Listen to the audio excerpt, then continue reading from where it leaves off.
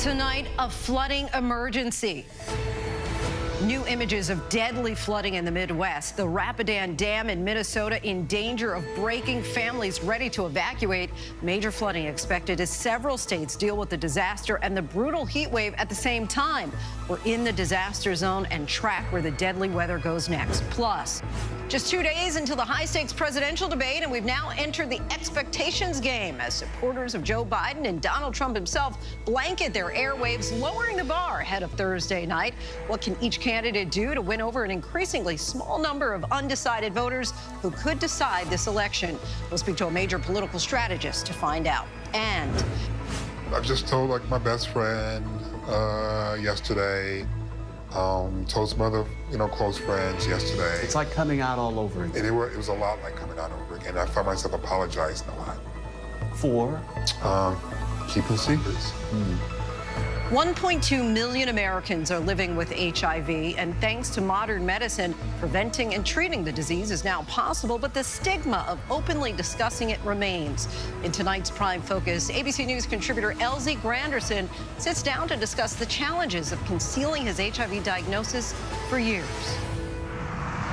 Good evening, everyone. I'm Lindsay Davis. Thanks so much for streaming with us. We're following those stories and much more, including the founder of WikiLeaks, Julian Assange, back on U.S. territory on the verge of entering a guilty plea that will set him free. Plus, the scary nationwide recall involving multiple brands of ice cream because of possible listeria contamination. And the Panthers clinch the Stanley Cup. We take a look at their victory by the numbers. But we begin with the severe storms and the flood emergency. And tonight, at least 24 states are under heat alerts, from California all the way to New Jersey. The severe weather threat stretches from South Dakota to Ohio. Tomorrow, it could bring damaging winds, hail, and an isolated tornado to the East Coast. Today, the Chicago area was slammed with torrential rain and winds gusting over 60 miles an hour. Meantime, in southern Minnesota, evacuations have been ordered downstream of a dam at imminent risk of collapse. And take a look at the disaster around the Cook Lake, a neighborhood in North Sioux City, South Dakota. Floodwaters swamping the entire neighborhood. And this heat wave not over just yet. Our chief meteorologist, Ginger Z, is standing by to time it all out for us. But first, our Melissa Don leads us off from the flood zone in Minnesota. Tonight, severe storms packing high winds and driving rain, barreling east after taking out trees in the Chicago suburbs. It sounded like this giant crash, and I assumed for a second that it was just our patio umbrella, but it wasn't. Meanwhile, in southern Minnesota, officials and residents downstream of the Rapidan Dam outside Mankato praying it will hold after the worst flooding in nearly 60 years. The previous flood in 1965 completely overtopped and inundated the dam as well. It didn't breach the west abutment because there wasn't the debris accumulation like this. Officials say water overlapped the dam and eroded a path around it early Monday. The force of the water taking trees and debris downstream, mangling this power substation. Jenny Barnes was up making pies at her family's store beside the dam around 2 a.m. Almost done cleaning up, heard a big boom. The home she grew up in now on the edge of a cliff. We are just downstream from that dam, and you can see how bad this barn is flooded. Well, the dam was built in 1910, and officials fear if it fully fills, homes like this could fall in along with all that water. The damage across the region is devastating. Massive sinkholes forming in North Sioux City, South Dakota. The McCook Lake neighborhood completely gutted by floodwaters. Roads disintegrated, homes hanging by a thread. And Lindsay, you can see from this angle all of the debris and branches piled up at this dam. Officials are asking people to stay at a safe distance. They are hopeful, but they're warning families downstream to stay alert. Lindsay? Hopefully people will be paying attention. Melissa, thank you. And now our chief meteorologist, Ginger Z, is tracking it all for us. Hey, Ginger. Lindsay, hi. Yeah, so we've got this brand new severe thunderstorm watch that just got added moments ago, and this one is in southern Iowa. It connects those in Illinois, back to South Dakota, much of Nebraska. Tonight, it's all about gusts over 70 miles per hour. We had such a rowdy morning in southwest Michigan with so many customers without power. Unfortunately, these could do that and have some big hail. We're talking in diameter up to 2.5 inches. Throughout tonight, we're going to see that massive storms kind of combine with another piece of energy. The big cold front is going to eventually get involved here. So St. Louis wakes up with thunderstorms that could be severe. And then we'll take that cold front and march it east. West Virginia, you're going to get slammed, looks like late night. But see how Washington, D.C., Baltimore, parts of Delaware all start to pop up a few storms in the afternoon. Be aware after, I'd say, 2, 3 p.m., but then it's really 10 or so when things get going in New Jersey, New York, up to Rhode Island, and eventually Boston as well. And heat. We have to talk about the advisories and the excessive heat warnings on the map still for Palm Springs till tomorrow night, but right along that Red River there, Oklahoma between there and Texas, and then over to Greenville, Mississippi, the feels like could be above 110. So, Lindsay, this is still going to be a problem. That air you can wear, it is thick out there. Don't like that kind of air. All right, Ginger, our thanks to you. Tonight, for the first time, our chief global affairs anchor Martha Raddatz reports from the $230 million U.S.-built pier off of Gaza meant to deliver humanitarian aid to Palestinian civilians caught in the middle of this war. Martha has more on the challenges to keep it up and running. It is a pounding, scorching hot ride aboard a U.S. Navy vessel. 1 hour in the Mediterranean Sea along Israel's shore to reach Gaza. And get our first look at the $230 million U.S.-built pier in an active war zone. As we pull up to the floating pier just off of Gaza, we changed into body armor from our life preservers. Make your way over here, please. Soldiers with automatic weapons standing guard. If it goes off and we say incoming, that means that we have the rocket, artillery, or mortar coming in here. Just off that pier, the devastation is breathtaking.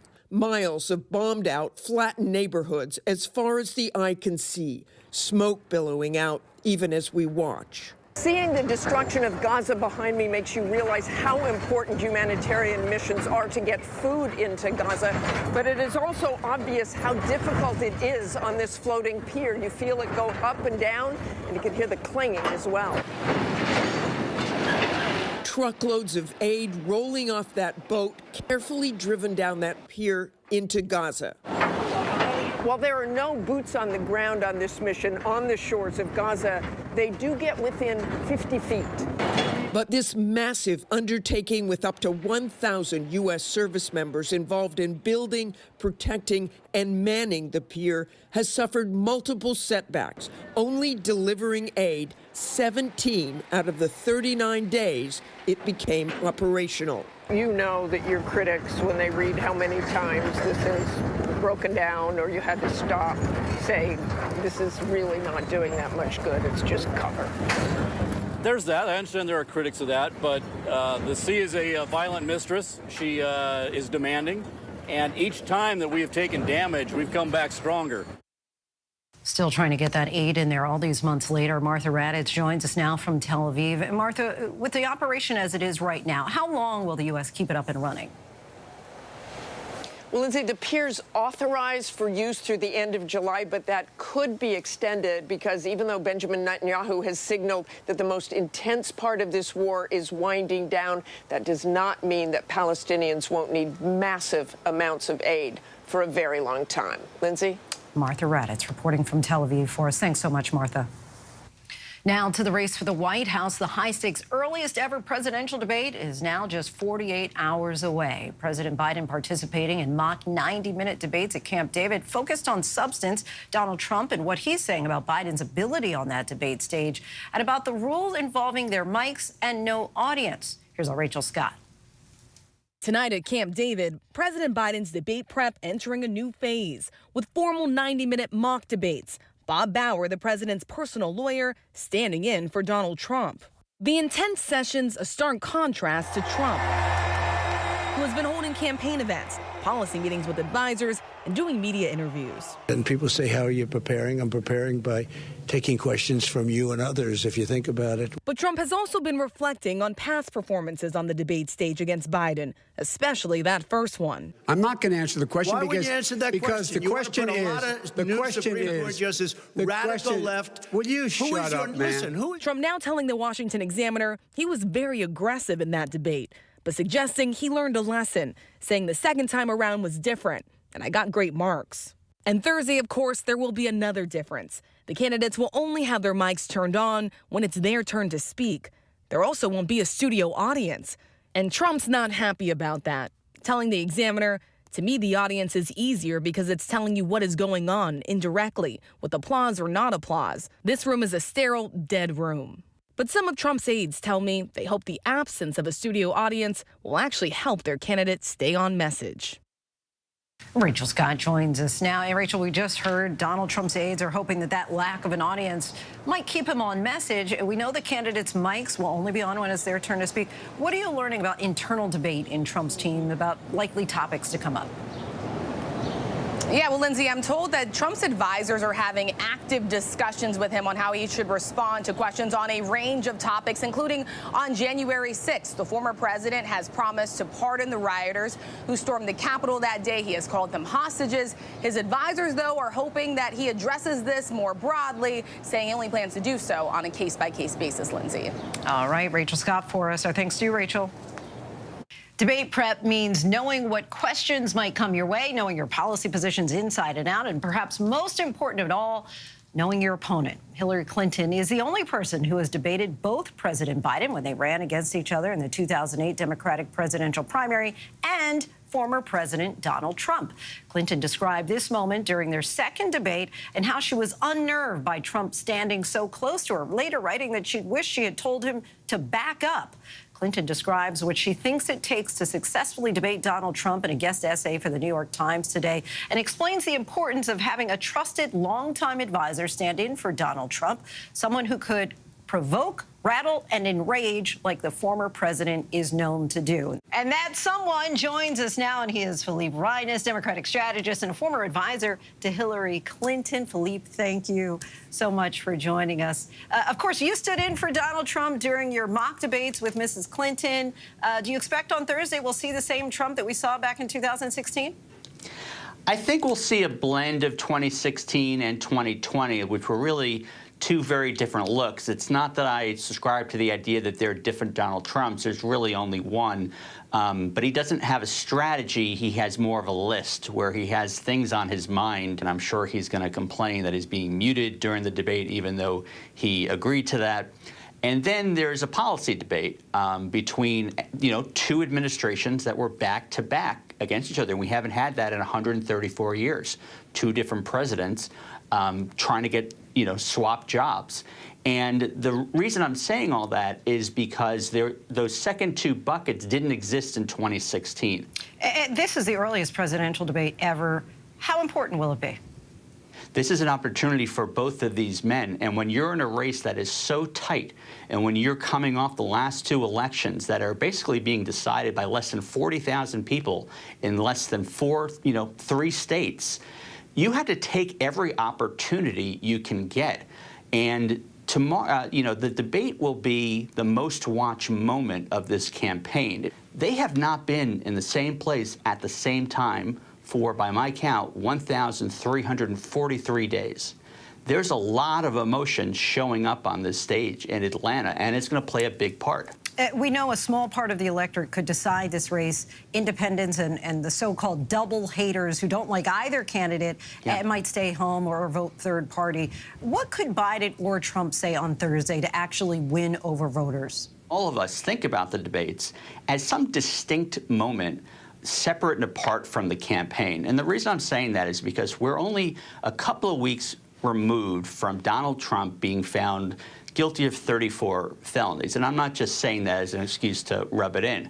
I'm saying that because in the aftermath of that, what polling has shown is that there is a subset of people who support him, including the crucial group that you mentioned, independents, who haven't abandoned him, but are not happy about what happened.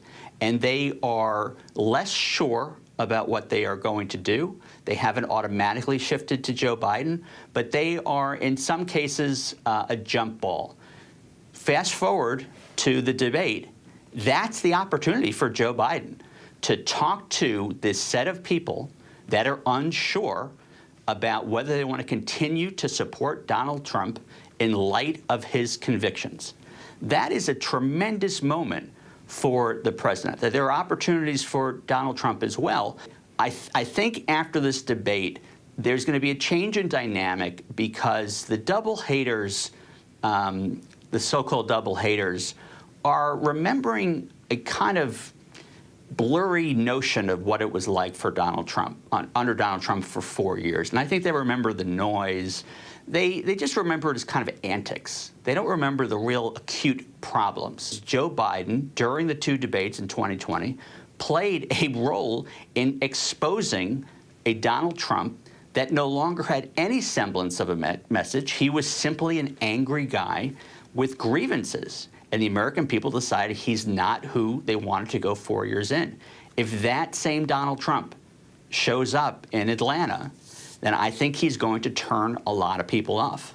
Well, we will be watching, Philippe Reines. We so appreciate your insights. I'll be co-moderating the second debate in September alongside David Muir, so we'll have to call you up and get your advice for that day. So really appreciate you coming on the show. Thank you for having me.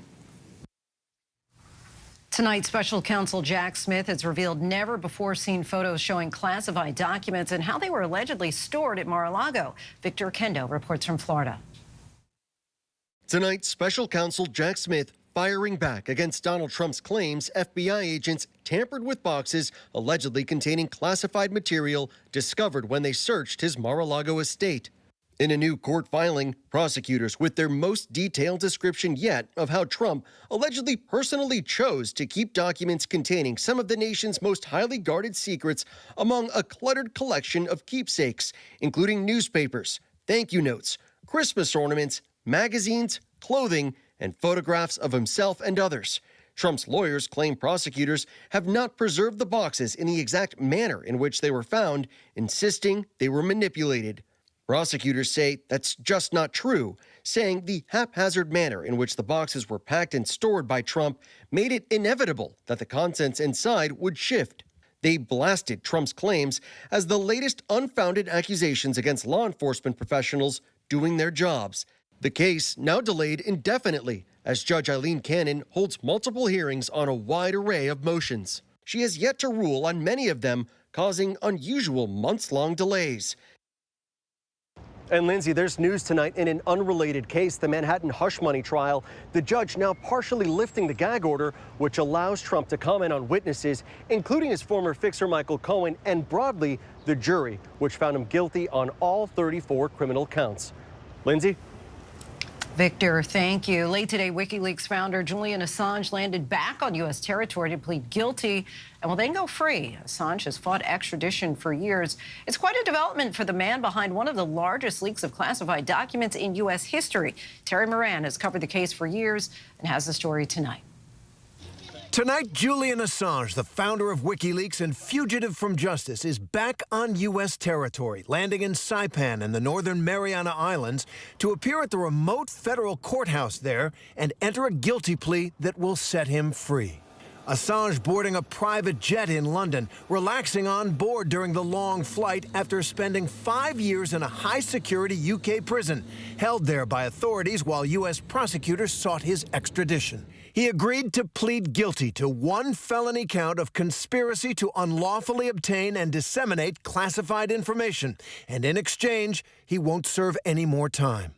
With WikiLeaks, Assange rocked governments around the world, releasing troves of state secrets, especially about the U.S. wars in Iraq and Afghanistan, including this 2007 Apache helicopter attack in Iraq that killed several civilians, including 2 journalists. We hope to correct some of that attack on the truth. In 2012, Assange, fleeing arrest, sought asylum in the Ecuadorian embassy in London and holed up there until 2019, when his hosts kicked him out and the British government put him in prison.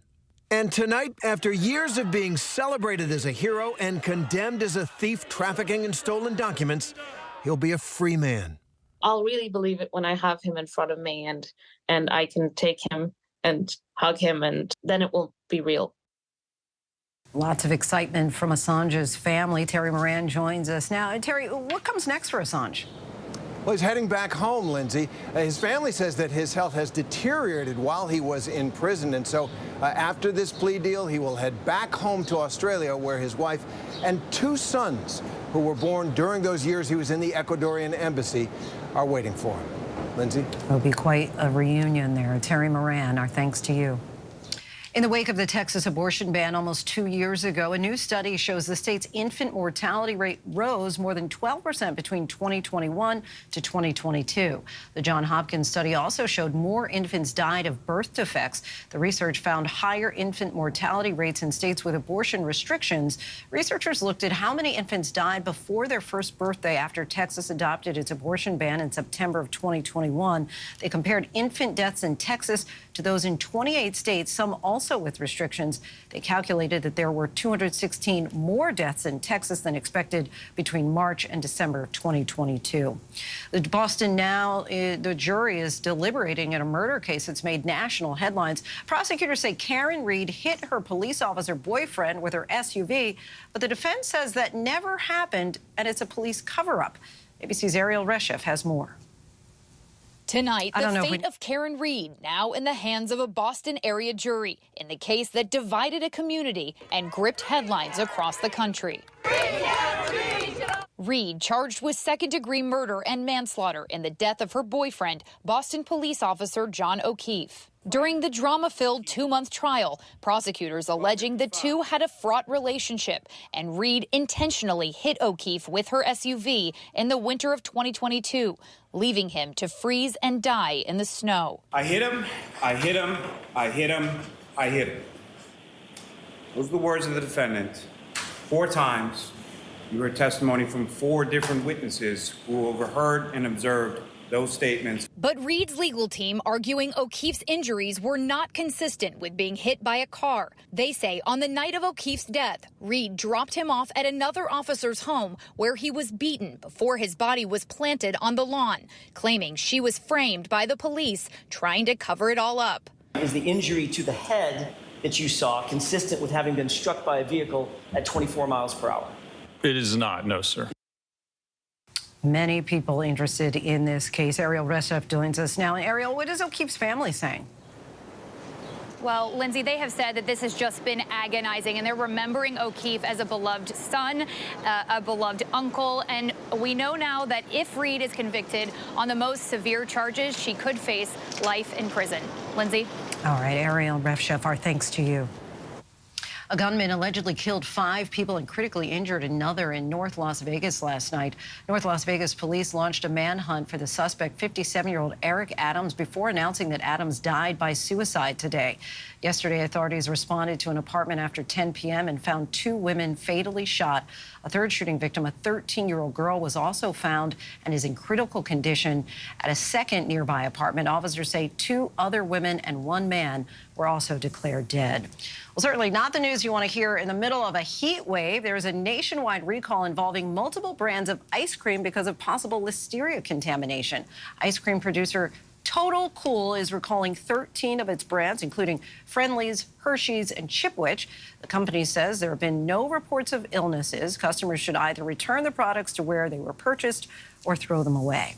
So much more to get to here on Prime tonight. Why the Surgeon General is declaring gun violence as the country's newest public health crisis. But next, fighting against the stigma surrounding HIV. In our Prime Focus tonight, ABC News contributor LZ Granderson talks about why he's now revealing his diagnosis after keeping it private for years.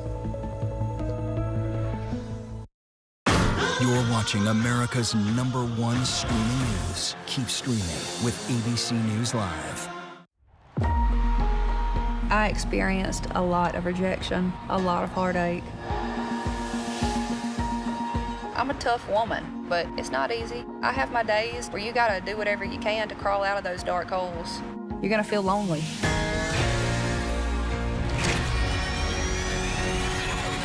There was a lot of personal stuff in my life that was really falling apart. It's taken me a really long time to even get to this moment. I feel like every pair of bell bottoms all come with a different story. 19 years old, pulling up to Nashville, I was terrified.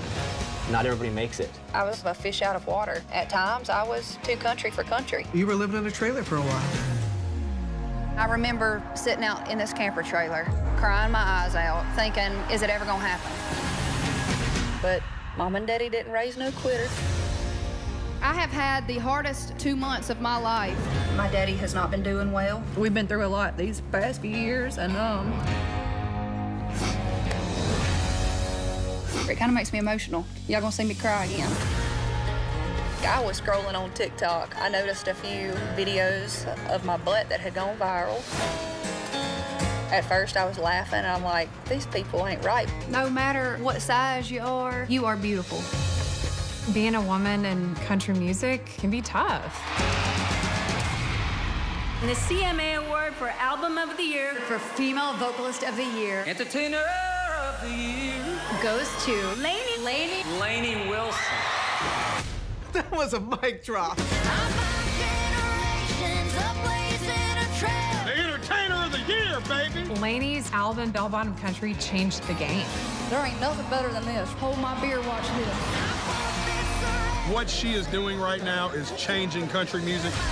I do see the bell bottoms and the hat as my superhero outfit. Go, Lainey! It's mind-blowing. It's magic. I'm proud of myself. I really am. I have worked my ass off. Now it's time to see what's next. That's what I'm talking about. Woo! Thursday, on the day of their first debate, stream ABC News Live for all the breaking pre-debate details and coverage. Then at 7 p.m. Eastern, stream a special debate edition of ABC News Live Prime with Lindsay Davis. And at 8 Eastern, David Muir and the ABC News special, The Race for the White House. And then watch the CNN presidential debate simulcast, streaming live on ABC News Live. And stay with ABC News Live for the instant reaction and all the fallout after the debate all night. Welcome back, everyone. According to the latest data from the CDC, more than 1.2 million Americans are living with HIV. And thanks to modern medicine, preventing and treating the disease is now possible. But the stigma attached to the virus remains. ABC News contributor LZ Granderson is discussing that story he knows all too well, revealing he's been living with HIV for years. In tonight's Prime Focus, Steve Osunsami sits down for a powerful conversation with LZ to hear why he's speaking out now and how the virus is disproportionately affecting others. I've just told like my best friend yesterday, told some other close friends yesterday. It's like coming out all over again. It was a lot like coming out over again. I found myself apologizing a lot. For? Keeping secrets. The secret that LZ Granderson has kept for nearly 15 years. I just keep thinking responsibilities. Is one he hopes that by sharing now will save someone's life. I am HIV positive and have been for a long time. Can we please stop it with this narrative that you gotta have yourself and no one else to win a freaking chip? He explains that for an openly gay sports reporter, writer, podcaster, and TED talker, who way back in 2013 was even called a hero for living his life so openly. Thank you very, very, very much for this award. That it stings him today to think that he ever let fear and shame hold him from sharing such an important truth with nearly everyone in his world. I used to hide my pills before the housekeeper shows up. Wow. In my socks. You hid your pills in your socks before the housekeeper because you didn't want your housekeeper to I didn't want my housekeeper to find out. You were afraid that she would tell someone? I just didn't want anyone to know. Yeah. My mom didn't know. If he wins this time, this will be his 7th Wimbledon title. He says he remembers once cutting it close, getting to an assignment he fought for, the Wimbledon Tennis Championships in London, because he was too afraid to go out and get the pills he needed there.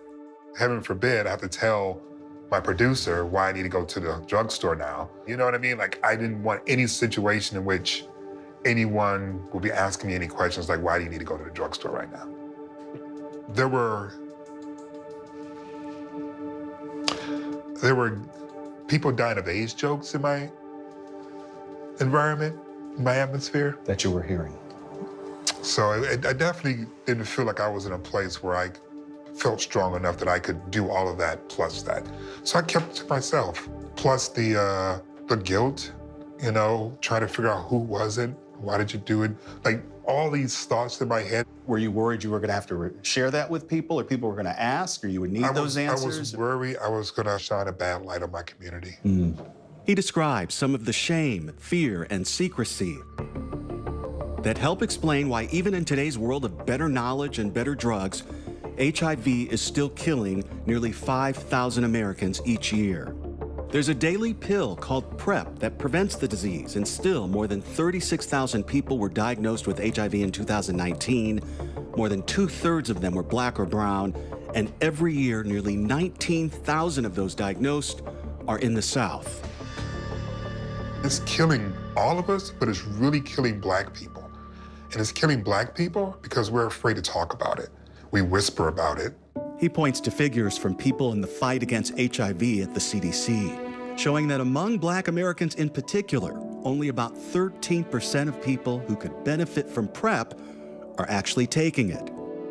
I mean, in my life, doing HIV testing and doing HIV work, there's not one HIV diagnosis I've ever made or any bad outcome with HIV that I can't somehow trace back to stigma. So I think that it's 100% a stigma thing. You have queer black people who are dying, you have heterosexual black people who are dying, and no one's talking about it. So if you're not having the conversations and we're dying in silence, I don't see a path of joy coming out of that. He happily shares that he was inspired by the mother of the world-famous Beyonce Knowles, who flew to the National Association of Black Journalists annual conference and told the story of her nephew, Johnny, who died of AIDS. She flew for wherever Beyonce was to Birmingham, Alabama, to tell black journalists to get the word out about this virus that is still killing us, and especially black women. So I'm sitting there, and I'm like, she talking to me? Who's she talking to? But I was just like, I have to do my part. My prayer is that AIDS and HIV is eradicated completely, and I feel that it's in the reach. I think Johnny's message today would be to keep on taking care of yourself, because there's hope and people are living, they're not dying. When did you learn that you were HIV positive? So, we were in Grand Rapids. I was with my partner, who's now my husband, and I was getting my hair done. And I started to get like this huge wave of heat. And I started to sweat, and then everything went black. And I woke up in the ambulance. Got into the hospital, and I'm all hooked up to everything, and the doctors think I'm having a heart attack. So my husband's rushed into the hospital, and they ran a bunch of tests. And the only thing that came back was that I was positive. He has a son who was a teenager at the time, and they kept him from seeing the test results. The thing that went through my mind was the fact that my son was there in the room. I remember saying to God, I'm not done yet.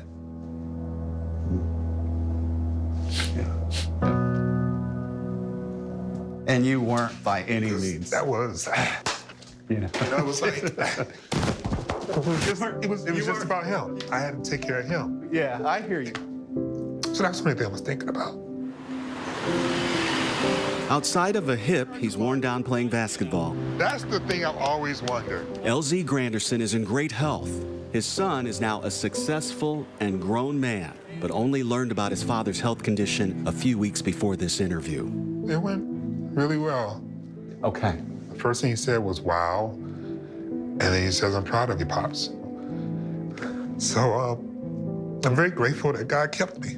Yeah. So I can get him across that finish line, because that was the only thing I could think of that day. Yeah.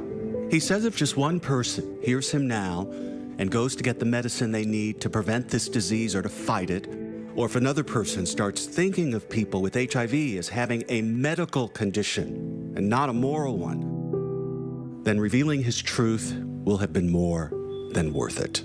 My hope in doing this, Steve, really is to encourage people to be the hero in their own lives, especially queer black men like us, who are afraid of finding out or afraid of people thinking of them as less than. When you saw me covering Wimbledon, I was HIV positive then. Pretty sure I was looking happy. Yeah. So we can stop this, we can take care of ourselves, we can live healthy, productive lives. We can't do any of that if we don't get past the shame to ask for help. Our thanks to Steve Osinsami and to LZ for sharing his story. You can continue to celebrate Pride with ABC News by tuning in to some of the largest Pride marches and parades on our Pride Across America special this Sunday, June 30th, starting at 11 a.m. Eastern, streaming on ABC News Live and Hulu. And we still have much more to get to tonight. Coming up, why a judge is putting a halt on certain parts of President Biden's student debt relief plan. But next, the Panthers clinch the Stanley Cup. We take a look at their victory by the numbers.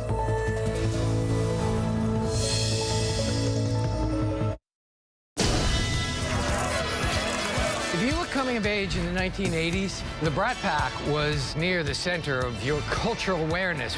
But for those of us experiencing it from the inside, the Brat Pack was something very different.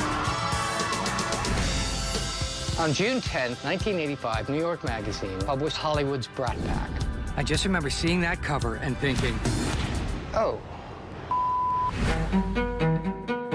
From then on, my career and the career of everyone who was involved was branded to the Brat Pack. I'm really sorry that article had to come out. I've never talked to anybody about what that was like. So I thought it might be interesting to try and contact everyone who was in the Brat Pack. Hey, Emilio Estevez. This is Andrew McCarthy calling you. Hey, Allie. Hey, Demi. Hey, Molly. Let's call Rob. Hello. Judd? Me? You around? You were not interested in talking about the Brat Pack for years. I turned everything down. How come you're talking to me? Because you called me. It was time that we clear the air on a couple things. I love your stuff, Bob. Hey, thank you. I hated the Brat Pack for decades. What a disaster. If you could have the Brat Pack name not exist, would you?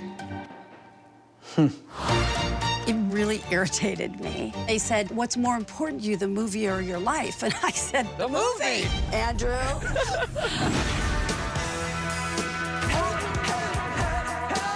Have you talked to the others? The others, like, again, it feels like a cult or something. Yeah. Why did we take it as an offense? Well, as opposed to like a brat. Because we were young. We're afraid we were brats, you know? Are you in the Brat Pack? I'm Brat Pack adjacent. That's what I was saying. I am not in the Brat Pack. Crush on you back in the day? You did not, Andrew. No, you did not. Being in the Brat Pack not only changed all of our lives, it changed what entertainment is. I mean, I'm not gonna say we were the Beatles or anything. Well, we didn't fill Shea Stadium. There were moments. We could have. 1985, I think we could have. So what are you filming? Oh, we're just doing this documentary. What's it about? Ancient history. When it matters most, America turns to David Muir and ABC's World News Tonight. I'm Anthony Mackie. Like most fishermen, sharks used to terrify me. If the shark gets too close, I should hit it in the nose. Well, you don't need to hit it. I'm on a quest to find out why these apex predators, that's amazing, are swiping fishermen's hard-earned catches. What? You saw that? Shark Beach with Anthony Mackie. Woo! That's our fish. Look at that. Part of the sharkiest 4-week celebration this summer. Shark Fest starts Sunday at 9 on National Geographic. Here's to Good Mornings in America. Can you feel the love? Oh, yeah. Mornings that inspire, filled with hope, kindness, joyous surprises, and so much fun. This is crazy. This is absolutely crazy. Start your day with Good Morning America's Ray of Sunshine, highlighting the best of America and helping make dreams come true. Wow. I'm just so happy. It's so good. Get ready to smile and put the good into your morning, America, because you know what will make the morning better? A little ray of sunshine. Reporting from the Normandy coast for the 80th anniversary of D-Day, I'm David Muir. Wherever the story is, we'll take you there. You're streaming ABC News Live. Florida Panthers have won the Stanley Cup. Lots of emotion there last night. You certainly didn't need to know what icing was or even be a hockey fan to be enthralled by last night's Game 7 of the Stanley Cup. The Florida Panthers beat the Edmonton Oilers to earn their spot in tonight's By the Numbers. The Panthers have been an NHL team for 30 years, but this is their very first Stanley Cup win. Ironically, it's also been a little more than 30 years, talking about 31 years to be specific, since a Canadian team won it all, the Montreal Canadiens being the last in 1993. The Oilers' loss means the drought continues, but they came oh so close to being the first team since 1942. The Toronto Maple Leafs came back from a 3-0 deficit to win the Cup. And are you ready for this stat? Of 211 teams who have faced a 3-0 deficit in best-of-7 Stanley Cup playoff series, only 4 have come back to actually win.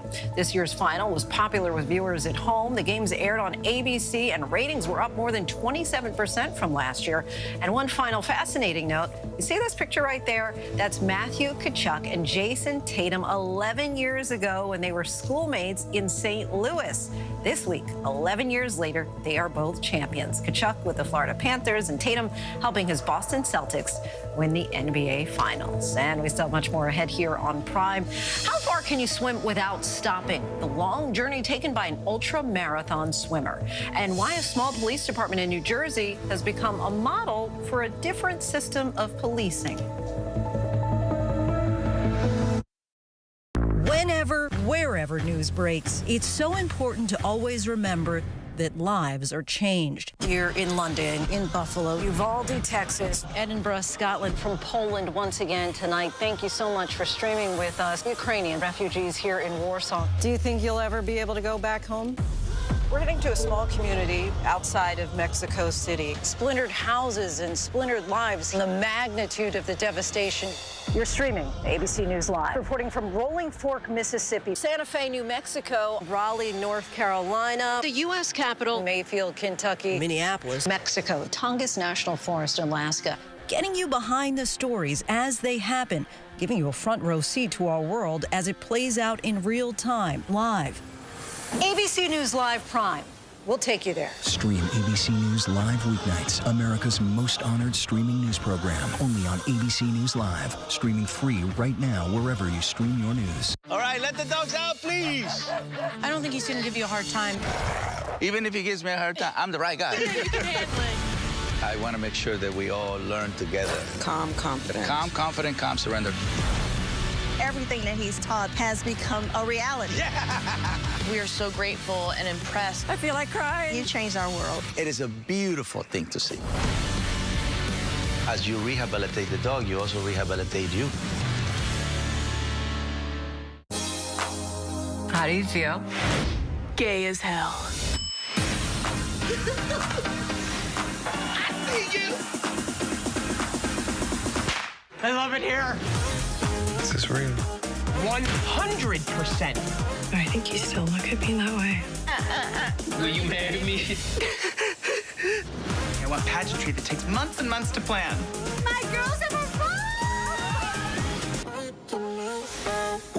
Friday night. Essentially, you were the target of one of the biggest hoaxes perpetrated on America in years. The married mother of 2 vanishing without a trace, Sherry Papini. Sherry Papini. She was the love of his life. Now, Keith Papini, after 7 years of silence, is sitting down. When I saw the look in her eyes, I felt in that moment she was lying. I know that you know everything. Why would she do all of this? Is that evil, or is it just sick? the new 2020 Friday night on ABC. Now streaming on Hulu. I'm a rock and roll star. I'm not a saint. I'm John Bon Jovi. John Bon Jovi. The new special, what you have not yet seen. John Bon Jovi with Michael Strahan. Now streaming on Hulu.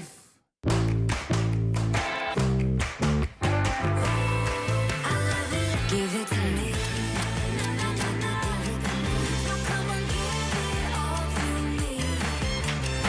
The Surgeon General declares gun violence a public crisis. Ford recalls thousands of its trucks, and a swimmer attempts a long-distance journey. These stories and much more in tonight's Rundown.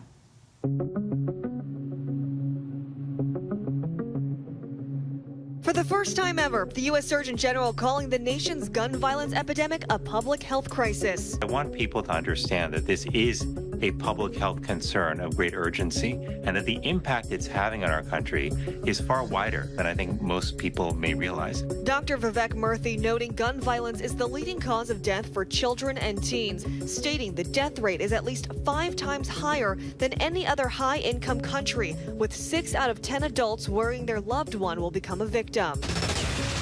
a major recall for the most popular vehicle in the country. Certain Ford F-150 pickup trucks could unexpectedly downshift into first gear, increasing the risk of a crash, according to the National Highway Traffic Safety Administration. That's why Ford is now recalling more than 500,000 2014 F-150s. It comes a day after the company announced it will be delaying deliveries for every redesigned vehicle for 6 weeks in an effort to iron out issues that could lead to a recall.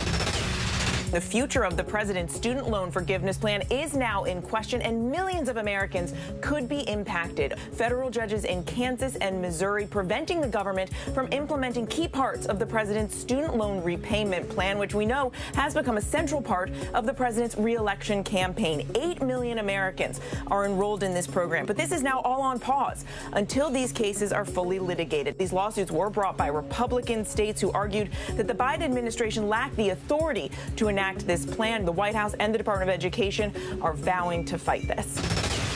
The band Crazy Town's lead singer, Seth Binzer, has died. He was 49. Officials say Binzer, who's better known as Shell Shock, died at his residence in Los Angeles. Additional details on his passing were not immediately available. The cause of death now listed as deferred, pending additional investigation. Crazy Town's song Butterfly spent 2 weeks on the Billboard Hot 100 in 2001. Early this year, Shell Shock released a remix of the song and a new EP. Hooters announcing it will close dozens of locations across the U.S. They blame tough economic challenges, including rising food and labor costs. The company says certain stores were underperforming in states including Florida, Kentucky, Rhode Island, Texas, and Virginia, closing some of them over the weekend. Hooters joining chains that include Applebee's, Fridays, and Red Lobster, all recently closing their restaurants due to financial reasons. Baltimore swimmer Katie Pumphrey made history today. 36-year-old swimmer took on an intense 24-mile swim from the Chesapeake Bay Bridge in Annapolis to the Inner Harbor in Baltimore. She became the first person to ever do the swim. Pumphrey dived into the bay around 3 in the morning and finished around 5:30 in the afternoon. The swimming took nearly 14 hours.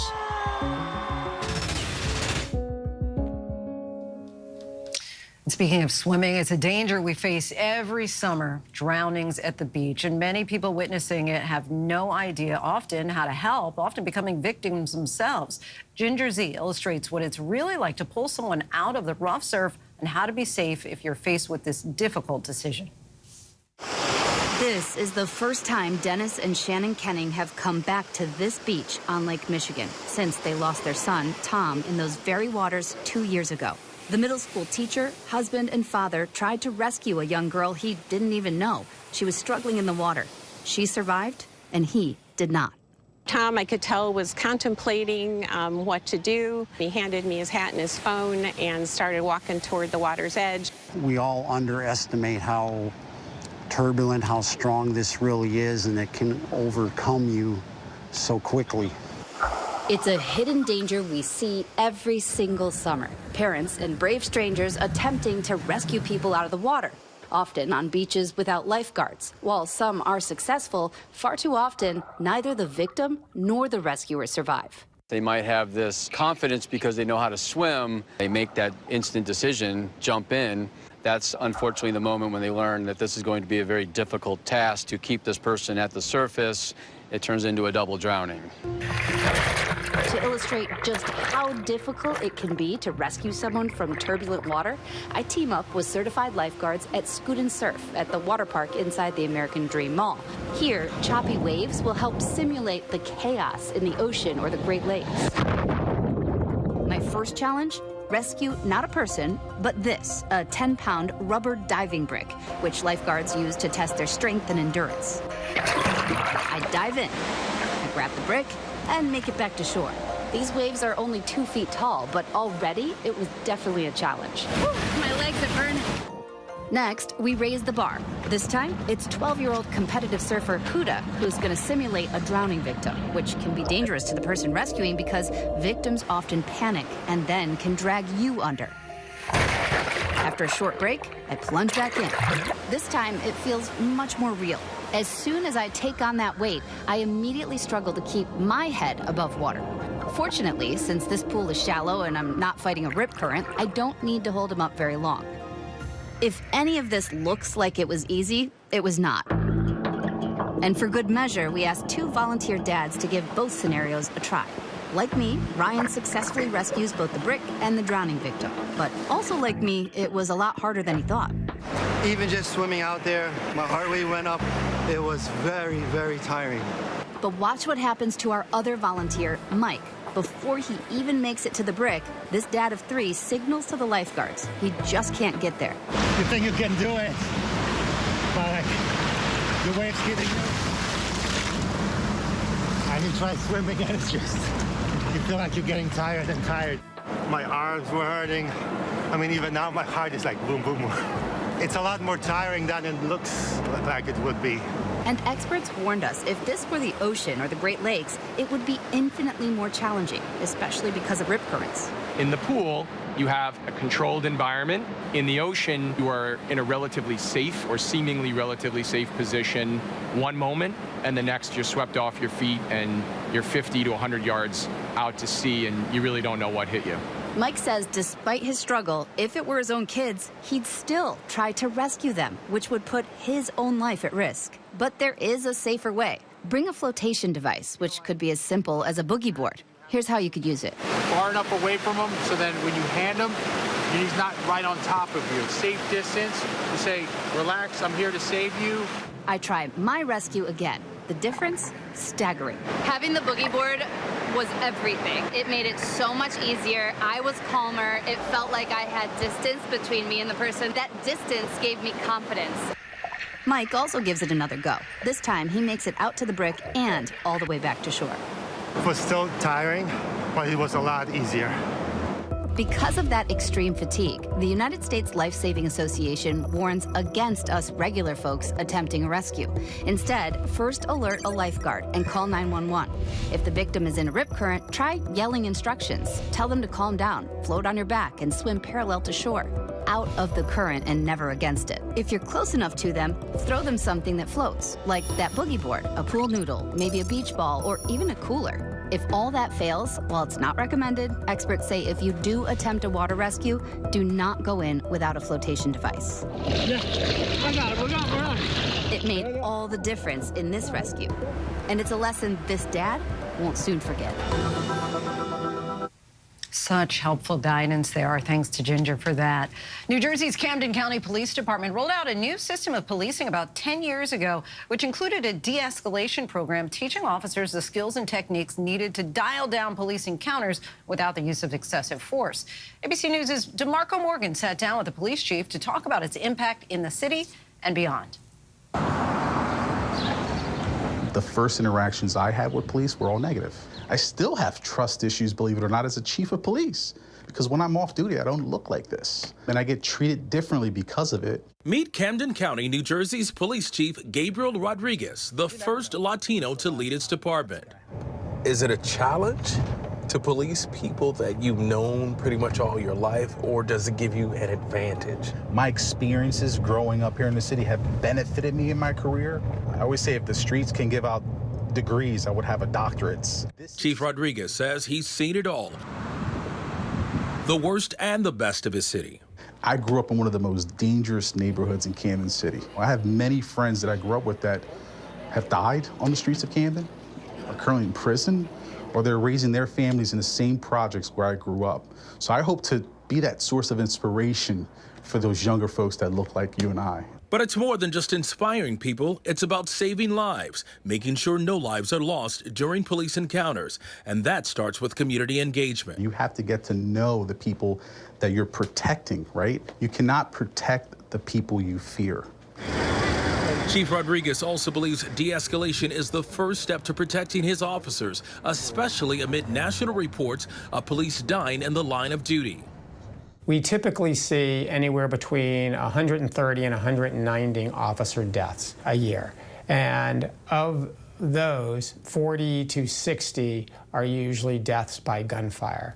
But already in 2024, we have seen 136 officers shot in the line of duty, and there have been 21 deaths of officers killed by gunfire. When you talk about officers and needing to slow it down when you first arrive on a scene, if that person is on 10, or on 100. You can't match that energy when you show up. Cannot match that energy. Most of the times you're going to get called out to a scene and things are going to be at 10. You have to be that calm in the storm. In 2014, the department's Integrating Communications Assessment and Tactics Program, also known as ICAT, was put in place. ICAT equips first responding officers with the necessary training skills and tools needed to defuse and encounter before it escalates. The program receiving widespread attention, even recognized by former President Barack Obama. Pull up what you put in your pocket. ICAT uses video of both real-life and mock situations like this one, teaching officers how to assess a situation and make the right decision. The curriculum also includes physical training on how to resolve a conflict without the use of excessive force. Where you guys were locked? Just like kind of like a body lock position. See, like this, like if the officer's weapon is right here, I mean, de-escalation, you're thinking about like saving your life then, right? If you feel that there is a threat, like someone is attempting to disarm me, that has to be addressed immediately. There's a way to de-escalate in everything. I mean, if I have someone at gunpoint, I'm still using my words. I'm still tactically repositioning. Officers on foot, how does that help with de-escalation? These police vehicles are barriers when you drive around with the windows up, and so we want them out of the cars, eliminating those barriers to have those positive engagements. Since its inception, ICAT has been implemented at hundreds of agencies across the country. The biggest thing is about, the gun not being your strongest tool on your tool belt or your badge. So we've been able to reduce violent crime by 50%, homicides by 70%. But it has to make you feel some kind of way to know that Camden is a model. Yeah. For the country. Yeah. The impact we've been able to have here to show what a true police department should look like in 2024 is something I'm very proud to say I'm the chief that wears that patch. Our thanks to DeMarco for that. And that is our show for this hour. I'm Lindsay Davis. Be sure to stay tuned to ABC News Live for more context and analysis of the day's top stories. Thanks so much for streaming with us.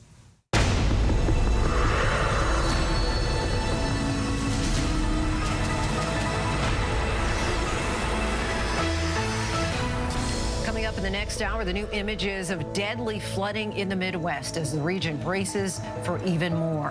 And thousands storm a country's parliament, resulting in at least 5 deaths, the proposal that led to the chaos. The beauty queen killer. He's targeting young women in malls, posing as a photographer. Police believe he will strike again. I am single. I am still gaining life. I want to enjoy the company of a number of women. A string of abductions and murders. One of the most wanted fugitives for the FBI. Across the country, young women disappeared. He controlled me. He tortured me.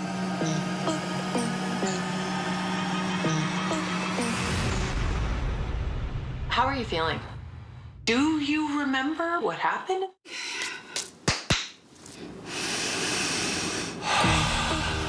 One day at the mall, I noticed this man standing around with a camera watching me.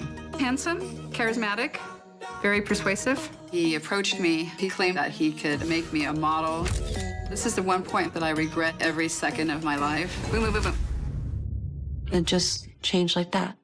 He had his .45 pointed at me, and I never made it home. I'm nervous for my family, nervous for every girl. I'm nervous for you. I got my eyes taped shut. He started electrocuting me. You have to obey. The word accomplice came up. They insisted that Tina was involved. Was she complicit, or was she a victim of it? It's very strange behavior. I have never heard a story of a serial killer letting someone go. I'm wondering if you ever think, why? Whether you believe me or not, it's my truth. Nobody knows the real story. I felt like there was no way you can escape. What do you do? How do you get out of it? What would you do? The Beauty Queen Killer, 9 Days of Terror. Streaming only on Hulu. Let's go. We are heading into the unknown. Oh my gosh. We just saw what no one has seen before. Way out, dead ahead! Tag on! Hammer, hammer, hammer. It doesn't get any more cutting edge than this.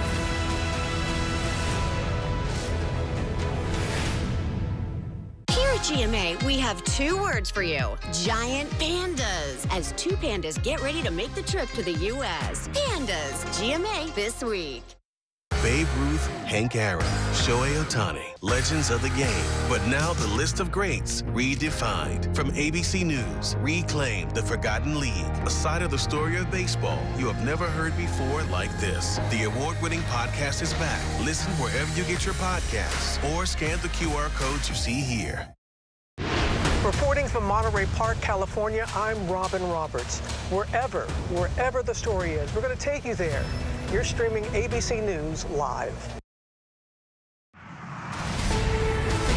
Good evening, everyone. This is ABC News Live Prime. I'm Lindsay Davis. Thanks so much for streaming with us. We have a lot of news to get to this evening, including new images of deadly flooding in the Midwest, the Rapidan Dam in Minnesota in danger of breaking, families ready to evacuate, major flooding expected as several states deal with the disaster and the brutal heat wave at the same time. We are in the disaster zone. Plus, the founder of WikiLeaks, Julian Assange, back on U.S. territory, pleading guilty in a deal that will finally set him free. And trial is set to begin for a jailed Wall Street Journal reporter who's been held in Russia for more than a year now. But we do begin with the severe storms and the flood emergency. And tonight, at least 24 states are under heat alerts from California all the way to New Jersey. The severe weather threat tonight stretches from South Dakota to Ohio. Tomorrow it could bring damaging winds, hail, and an isolated tornado to the East Coast. Today, the Chicago area was slammed with torrential rain and winds gusting over 60 miles an hour. Meantime, in southern Minnesota, evacuations have been ordered downstream of that dam at imminent risk of collapse. And the heat wave isn't over yet. Our chief meteorologist, Ginger Z, is standing by to time it all out for us. But first, Melissa Adon leads us off from the flood zone in Minnesota. Tonight, severe storms packing high winds and driving rain, barreling east after taking out trees in the Chicago suburbs. It sounded like this giant crash, and I assumed for a second that it was just our patio umbrella, but it wasn't. Meanwhile, in southern Minnesota, officials and residents downstream of the Rapidan Dam outside Mankato praying it will hold after the worst flooding in nearly 60 years. The previous flood in 1965 completely overtopped and inundated the dam as well. It didn't breach the west abutment because there wasn't the debris accumulation like this. Officials say water overlapped the dam and eroded a path around it early Monday. The force of the water taking trees and debris downstream, mangling this power substation. Jenny Barnes was up making pies at her family's store beside the dam around 2 a.m. Almost done cleaning up, heard a big boom. The home she grew up in now on the edge of a cliff. We are just downstream from that dam, and you can see how bad this barn is flooded. Well, the dam was built in 1910, and officials fear if it fully fills, homes like this could fall in along with all that water. The damage across the region is devastating. Massive sinkholes forming in North Sioux City, South Dakota. The McCook Lake neighborhood completely gutted by floodwaters. Roads disintegrated, homes hanging by a thread. And now our chief meteorologist, Ginger Z, is tracking it all for us. Hey, Ginger. Lindsay, hi. Yeah, so we've got this brand new severe thunderstorm watch that just got added moments ago, and this one is in southern Iowa. It connects those in Illinois back to South Dakota, much of Nebraska. Tonight, it's all about gusts over 70 miles per hour. We had such a rowdy morning in southwest Michigan with so many customers without power. Unfortunately, these could do that and have some big hail. We're talking in diameter up to 2.5 inches. Throughout tonight, we're going to see that massive storms kind of combine with another piece of energy. The big cold front is going to eventually get involved here. So St. Louis wakes up with thunderstorms that could be severe, and then we'll take that cold front and march it east. West Virginia, you're going to get slammed, looks like late night, but see how Washington, D.C., Baltimore, parts of Delaware all start to pop up a few storms in the afternoon. Be aware after, I'd say, 2, 3 p.m., but then it's really 10 or so when things get going in New Jersey, New York, up to Rhode Island, and eventually Boston as well. And heat. We have to talk about the advisories and the excessive heat warnings on the map still for Palm Springs till tomorrow night, but right along that Red River there, Oklahoma between there and Texas, and then over to Greenville, Mississippi, the feels like could be above 110. So, Lindsay, this is still going to be a problem. That air you can wear, it is thick out there. Don't like that kind of air. All right, Ginger, our thanks to you. Now to the race for the White House, the high-stakes, earliest ever presidential debate now just 48 hours away. President Biden is preparing with mock 90-minute debates at Camp David. Donald Trump and what he's saying about Biden's ability on that debate stage and about the rule involving their mics and no audience. Here's our Rachel Scott. Tonight at Camp David, President Biden's debate prep entering a new phase with formal 90-minute mock debates. Bob Bauer, the president's personal lawyer, standing in for Donald Trump. The intense sessions a stark contrast to Trump, who has been holding campaign events, policy meetings with advisors, and doing media interviews. And people say, how are you preparing? I'm preparing by taking questions from you and others, if you think about it. But Trump has also been reflecting on past performances on the debate stage against Biden, especially that first one. I'm not going to answer the question. Why would you answer that because question? the question is, radical left. Will you shut up, man? Listen, Trump now telling the Washington Examiner he was very aggressive in that debate, but suggesting he learned a lesson, saying the second time around was different, and I got great marks. And Thursday, of course, there will be another difference. The candidates will only have their mics turned on when it's their turn to speak. There also won't be a studio audience. And Trump's not happy about that, telling the Examiner, to me, the audience is easier because it's telling you what is going on indirectly, with applause or not applause. This room is a sterile, dead room. But some of Trump's aides tell me they hope the absence of a studio audience will actually help their candidate stay on message. We shall see. Our thanks to Rachel for that. Tonight's special counsel Jack Smith has revealed never-before-seen photos showing classified documents and how they were allegedly stored at Mar-a-Lago. Victor Kendo reports in from Florida. Tonight, special counsel Jack Smith firing back against Donald Trump's claims FBI agents tampered with boxes allegedly containing classified material discovered when they searched his Mar-a-Lago estate. In a new court filing, prosecutors with their most detailed description yet of how Trump allegedly personally chose to keep documents containing some of the nation's most highly guarded secrets among a cluttered collection of keepsakes, including newspapers, thank you notes, Christmas ornaments, magazines, clothing, and photographs of himself and others.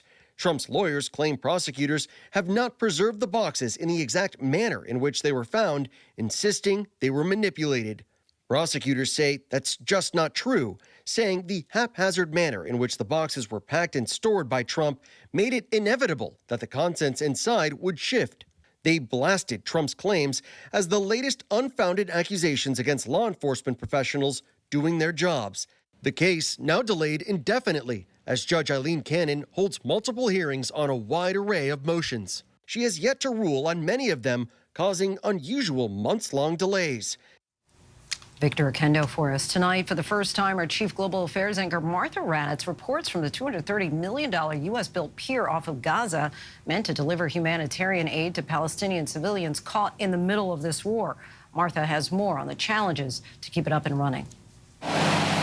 It is a pounding, scorching hot ride aboard a U.S. Navy vessel. 1 hour in the Mediterranean Sea along Israel's shore to reach Gaza and get our first look at the $230 million U.S.-built pier in an active war zone. As we pull up to the floating pier just off of Gaza, we changed into body armor from our life preservers. Make your way over here, please. Soldiers with automatic weapons standing guard. If it goes off and we say incoming, that means that we have the rocket, artillery, or mortar coming in here. Just off that pier, the devastation is breathtaking.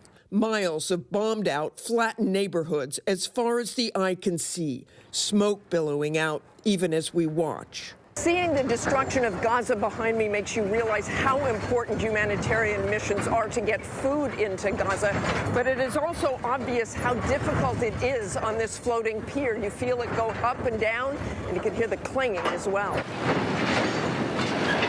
Truckloads of aid rolling off that boat, carefully driven down that pier into Gaza. While there are no boots on the ground on this mission on the shores of Gaza, they do get within 50 feet. But this massive undertaking with up to 1,000 U.S. service members involved in building, protecting, and manning the pier has suffered multiple setbacks, only delivering aid 17 out of the 39 days it became operational. You know that your critics, when they read how many times this is broken down or you had to stop, say this is really not doing that much good, it's just cover. There's that. I understand there are critics of that, but the sea is a violent mistress. She is demanding, and each time that we have taken damage, we've come back stronger. Still trying to get that aid in there all these months later. Martha Raddatz joins us now from Tel Aviv. And Martha, with the operation as it is right now, how long will the U.S. keep it up and running? Well, Lindsay, the pier's authorized for use through the end of July, but that could be extended because even though Benjamin Netanyahu has signaled that the most intense part of this war is winding down, that does not mean that Palestinians won't need massive amounts of aid for a very long time. Lindsay? Martha Raddatz reporting from Tel Aviv for us. Thanks so much, Martha. To Boston now, where a jury is deliberating in a murder case that's made national headlines. Prosecutors say Karen Reed hit her police officer boyfriend with her SUV, killing him. But the defense says that never happened and that it's all a police cover-up. ABC's Ariel Reshef has more. Tonight, the fate of Karen Reed now in the hands of a Boston area jury in the case that divided a community and gripped headlines across the country. Reed charged with second-degree murder and manslaughter in the death of her boyfriend, Boston police officer John O'Keefe. During the drama-filled 2-month trial, prosecutors alleging the two had a fraught relationship, and Reed intentionally hit O'Keefe with her SUV in the winter of 2022, leaving him to freeze and die in the snow. I hit him, I hit him, I hit him, I hit him. Those are the words of the defendant. 4 times. You heard testimony from 4 different witnesses who overheard and observed those statements. But Reed's legal team arguing O'Keefe's injuries were not consistent with being hit by a car. They say on the night of O'Keefe's death, Reed dropped him off at another officer's home where he was beaten before his body was planted on the lawn, claiming she was framed by the police trying to cover it all up. Is the injury to the head that you saw consistent with having been struck by a vehicle at 24 miles per hour? It is not, no, sir. Many people interested in this case. Ariel Reshef joins us now. And Ariel, what is O'Keefe's family saying? Well, Lindsay, they have said that this has just been agonizing, and they're remembering O'Keefe as a beloved son, a beloved uncle, and we know now that if Reed is convicted on the most severe charges, she could face life in prison. Lindsay? All right, Ariel Reshef, our thanks to you. Late this evening, WikiLeaks founder Julian Assange landed back on U.S. territory and pleaded guilty in a deal with the U.S. that will finally set him free. Assange has fought extradition for years, and it's quite a development for the man behind one of the largest leaks of classified documents in U.S. history. Terry Moran has covered the case for years and has the story tonight. Tonight, Julian Assange, the founder of WikiLeaks and fugitive from justice, is back on U.S. territory, landing in Saipan in the northern Mariana Islands to appear at the remote federal courthouse there and enter a guilty plea that will set him free. Assange boarding a private jet in London, relaxing on board during the long flight after spending 5 years in a high-security UK prison, held there by authorities while U.S. prosecutors sought his extradition. He agreed to plead guilty to 1 felony count of conspiracy to unlawfully obtain and disseminate classified information, and in exchange, he won't serve any more time. With WikiLeaks, Assange rocked governments around the world, releasing troves of state secrets, especially about the U.S. wars in Iraq and Afghanistan, including this 2007 Apache helicopter attack in Iraq that killed several civilians, including 2 journalists. We hope to correct some of that attack on the truth. In 2012, Assange, fleeing arrest, sought asylum in the Ecuadorian embassy in London and holed up there until 2019, when his hosts kicked him out and the British government put him in prison. And tonight, after years of being celebrated as a hero and condemned as a thief trafficking in stolen documents, he'll be a free man. I'll really believe it when I have him in front of me and I can take him and hug him, and then it will be real. Lots of excitement from his family. Our thanks to Terry for that. In the wake of the Texas abortion ban, a new study shows the state's infant mortality rate rose over 12% between 2021 and 2022.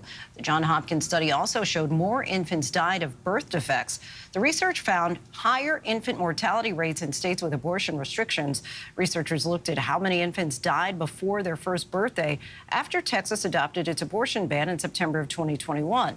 They compared infant deaths in Texas to those in 28 states, some also with restrictions. They calculated that there were 216 more deaths in Texas than expected between March and December of 2022. Still more to get to tonight. Coming up, a journalist realizes her inability to remember faces is actually a rare condition. Sadie Dingfelder tells us more about her life with face blindness. But next, when the trial is set to begin for a jailed Wall Street Journal reporter who's been held in Russia for more than a year. Hey, good morning, America.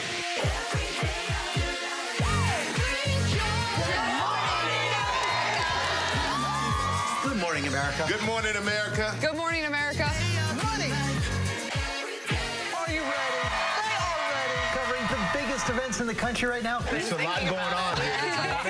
It's always a good time. That's what the show's about. That's good. Really good. Very good. Coming in hot. Jimmy coming in hot. It's far from elementary. Oh. Good morning, America.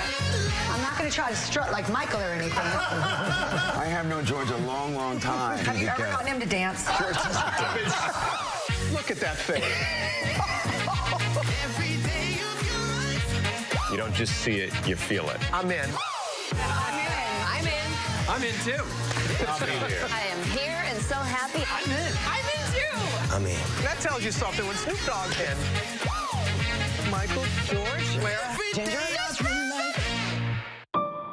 What does it take to be the most watched newscast in America?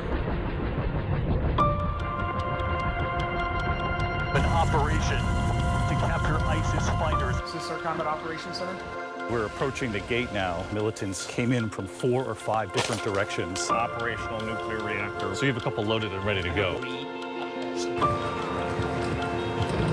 The house is destroyed, but the flag, there's not a tear in it. Not a tear in it. How important is this label right here, Made in the USA? Look at your smile. You're proud of this. I love this. Great work.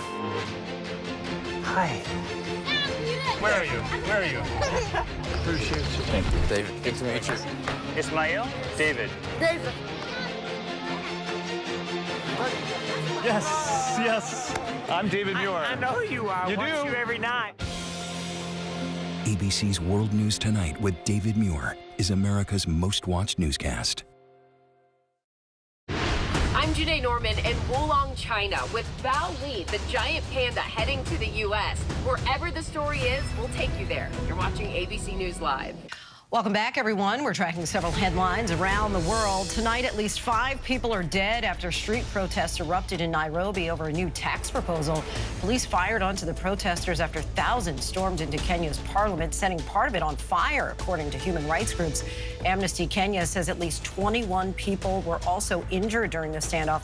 Kenya's president claims the protests were, quote, hijacked by dangerous people. The U.S. State Department condemned the violence. The trial of jailed Wall Street Journal reporter Evan Gershkovich is set to get underway tomorrow in Russia after the reporter was accused of espionage. Russian investigators claim Gershkovich collected secret information on the instructions from the CIA. The Wall Street Journal, U.S. State Department, and family of Evan all refute this. He's been held in Russia for 14 months. Princess Anne, sister of brother King Charles and daughter of the late Queen Elizabeth, is doing fine, according to her husband, after an incident at her country home resulted in injuries and a concussion. She spent the last 2 nights at a hospital as she recovers, and while the immediate cause for the incident has not been made clear by the palace, ABC News can report the princess has not been able to remember what happened due to the concussion she suffered. Since childhood, science journalist Sadie Dingfelder has known that she isn't good at remembering people or faces. But for decades, she failed to notice that most people function otherwise. In fact, a recent study found that only 3.08% of Americans meet the criteria for face blindness. That number is close to 10 million Americans. In her newest book, Do I Know You? A face-blind reporter's journey into the science of sight, memory, and imagination, Sadie Dingfelder explores her condition and reveals the remarkable neurodiversity diversity of humans. Sadie, thank you so much for joining us. Thank you for having me. All right, so how did you realize that you have face blindness? Well, let me tell you. I was in a grocery store and I was following my husband around. And all of a sudden he went rogue and he started filling up our grocery cart with all this junk food. And I had to stop him, obviously. So I plucked a jar of generic peanut butter out of the cart and I said, "Since when do you buy generic?" And Steve looked completely horrified. And it took me a second, but he looked horrified because he was not Steve. He was not my husband. He was a random Steve-shaped stranger. And, and on the way home, I just was thinking, this is not the kind of mistake that neurotypical people make. You said that he looked horrified. Yeah. So you were able to see certain emotions in the face. Yeah. But not, just give us a sense, if you can kind of describe what kind of images you might see. Well, it's really interesting because face recognition is controlled by a totally different part of your brain than emotion, recognizing emotion or gaze direction, or even telling genders. So I'm normal at all those things. My problem is I just can't remember faces. And so when did you connect the dots that this was somehow related to the brain function? Well, so ironically, I am a science writer, and I specialize in neuroscience and psychology. Convenient. So, right. So I knew how to do the research, and I got myself into a study. So I pitched it as a story, and I thought, oh, this is a fascinating disorder that I probably don't have, but I had it, turns out. And so not only do you have face blindness, but you also have something called stereo blindness. Explain what that is. Yeah, this is, my world is very flat. I can't catch a ball or a Frisbee, and I stumble a lot. It's because my brain, I only look out of one eye at a time. And in most people's brains combine the images from their two eyes into a single, three-dimensional image, and my brain doesn't do it. So you've really kind of taken this deep dive into your own brain, but in the same time, what have you learned just about neuroscience and how other people's brains work? Yeah, that's been the huge revelation for me, is that your father, your best friend, your spouse, they could all be living in a world that, if you could beam into their minds, you would find the world to be completely unrecognizable. I had no idea that other people could visualize. I thought that people were speaking in metaphors. When you're in yoga class and they're like, shine your sternum forward. I didn't realize people could actually visualize rays of light coming out of their sternum. So if I were to say, visualize a meadow, a very calm scene, you're not able to do that? No, I can just think about a calm scene. But you wouldn't be able to picture it. Right. Your story is really vulnerable. You really allow your inner thoughts, emotions, experiences. You kind of put it all out there for everyone else. What have you learned along this whole journey? Oh, gosh. I have learned that there's just a wild amount of sort of hidden neurodiversity in the world. And so even people who seem completely, normal and they're fitting in, they might have ADHD or autism or some of the rarer things that I seem to have, and you wouldn't have any idea. And they often don't have any idea either because they have nothing to compare their experience to. And even cooler is how scientists are beginning to study this. They are peeking into our brains in lots of clever ways and discovering that this is not just a problem with describing things. We really do have very different inner lives from one another. So fascinating. I think a lot of people are going to be really intrigued by this. Sadie, thank you so much for sharing your story with us. You can now purchase Do I Know You? A Face-Blind Reporter's Journey into the Science of Sight, Memory, and Imagination, wherever books are sold.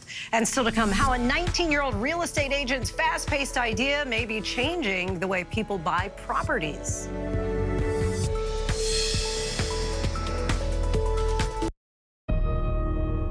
There is a price to be paid every time a survivor shares their story. I think it's so hard to live every day feeling like I must be broken. I had just turned 14. And it was scary. It was scary. I will not be silenced. This church has been alive for decades, and the next thing you know, all hell breaks loose. What is the 2x2 church? It is a secret sect. It flies under the radar. If you don't agree with them, your salvation is at stake. A stunning amount of information has come out about the misdeeds of some of the ministers. These same people preaching this message were the ones hiding horrific, horrific things. Do you feel the church accepted abuse? I wouldn't say accepted it as so much pretended it didn't exist. Yep, that's him. Yep. Ready? Kira Phillips with ABC News. Did you sexually abuse Sherry Autry when she was 14 and you were 28? No comment. Do you believe your church protected you? Does your church protect sexual predators? The powerful new Impact by Nightline. So the church saw itself as judge and jury. There's nothing pretty about hearing this. Secrets of the 2x2 Church. Now streaming only on Hulu. You're watching America's #1 streaming news, ABC News Live. Breaking news, exclusives, live reporting across the globe. Keep streaming with ABC News Live. Hi, I'm Andy. And I'm Sabrina. And we're moms, juggling tons of stuff every day, like all you moms out there. And you know what we love? Really love? Pop culture. So what happens when being obsessed with pop culture collides with being a mom? You get us. So listen now to our new podcast, Pop Culture Moms, wherever you get your podcasts. Finally tonight, a real estate agent who's only 19 may be on his way to changing the way we all buy houses. Of course, you've probably heard of speed dating, but how about speed touring? ABC's Danny New has this story. This is Speed Tour, so let's take a look. For Gen Z, social media is not just prank videos and conspiracy theories. This is the living room, and over here, nice new countertops as well as appliances in the kitchen. 19-year-old real estate agent Trent Miller has used it as an opportunity to spice up his marketing strategy. I'm like, I have to do something that's different. 6 months after graduating from high school in Greencastle, Pennsylvania last year, Trent started posting these speed tours. We're going upstairs. Speed tour, where he will take you through homes he's trying to sell at a pace only a teenager could survive. Do you find yourself exhausted after making these videos? Oh my, yeah, because we actually don't edit them. This is the garage! Kind of unhinged, but Trent went viral immediately. This clip is about a month old and almost has 30 million views on TikTok. Now Trent says he gets messages from people from as far out as Europe. Welcome back, guys, to another day in the life with a commercial electrician. But as we've covered recently, Gen Zers are becoming more and more likely to hold off on college and opt for a trade with a more immediate cash flow. How much do you love not having college debt? Oh, man, I don't think I love anything more than it. If you want to go be a doctor, a lawyer, there are definitely certain times when it really makes sense. However, I don't subscribe to the kind of the doctrine of going if you don't know what you're doing. First, we go in the house here. And while, yes, Trent may not be the most experienced real estate agent, perfect walk-in closet for your kids, I'll probably never have any. He certainly got passion. People don't see how much you know until they know how much you care. Clever, creative. Our thanks to Danny for sharing that. And that is our show for tonight. I'm Lindsay Davis. ABC News Live is here for you all night with the latest news, context, and analysis. You can always find us on Hulu, Roku, Pluto TV, the ABC News app, and of course on abcnews.com. The news never stops. Thanks so much for streaming with us. Have a great night.